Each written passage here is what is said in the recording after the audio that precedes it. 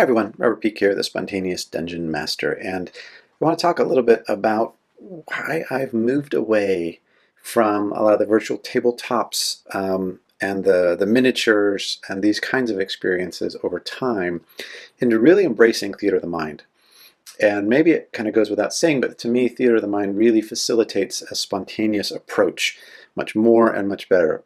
First of all, there's the obvious practical, logistical reason, which is just that having to have the right minis for the right encounters means a lot of staging, right? A lot of preparation that you will now be experiencing from this vantage point, this thing, this experience. It also leads to a lot of more tactical type of gaming, and the most I find tactical type of gaming is when you're looking top down at a virtual tabletop and you're measuring out, well, am I within 5 feet? Can I take a swipe? You know, what's this, what's that, what's next? There's very little room for fudging when it looks like a board game, because we all know board games are meant to be played entirely by the rules and anything else is cheating. So this mindset, even more than the preparation involved to have different, tabletop environments preloaded and miniatures at the ready and whatever, is a lot of why I've moved away. Because frankly, when we're looking top down, we very easily get into board game mindset. And board game mindset is about winning and losing. Board game mindset is about following the rules. Board game mindset is about precision and accuracy. And to me, the spontaneous approach is all about being close enough, good enough. It's like, yeah, you're just about in range to go ahead and strike. Yeah, that's probably going to work. This is this, that's that. It's much more organic and malleable and in service to the story.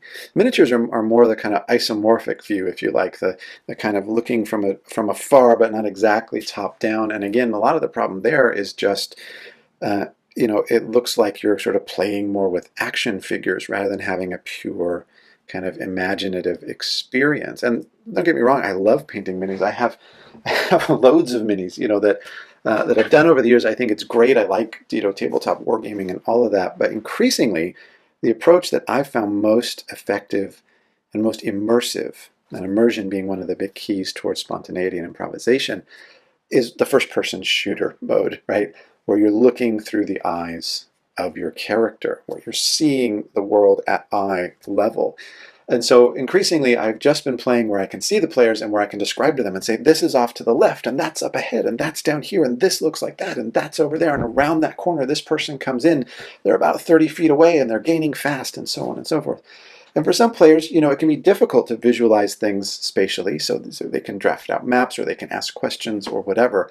But increasingly, I find that the role-playing experience is enhanced by the experience of looking through the eyes of the character, describing things through the eyes of the character, and interacting the way that you would face-to-face, around a table or in a virtual experience in your little webcam boxes, because that gives you this experience of, yeah, I'm here. My character's here.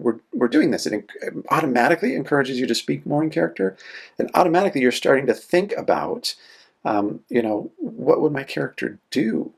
Looking at eye level, they don't know what's around the corner. They don't know what's in all the other parts. And of course, virtual tabletops do this whole kind of hiding things in the shadows kind of stuff to simulate that. But again, it brings you into board game mindset. And to me, one of the wonderful things about role-playing games is they're not board games. They're not video games. There's so much more in terms of options available to you in a role-playing game that no video game, no set of board game rules could ever encapsulate or simulate.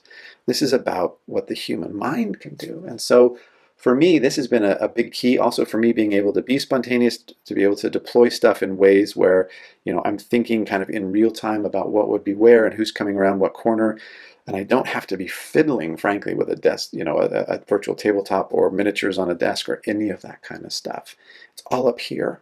And for me, it all being up here is one of the absolutely precious things about the game. Now, there's no wrong way to play the game. There's lots of ways to play it, and it's all fun, and I've done all of it, and it's all been great.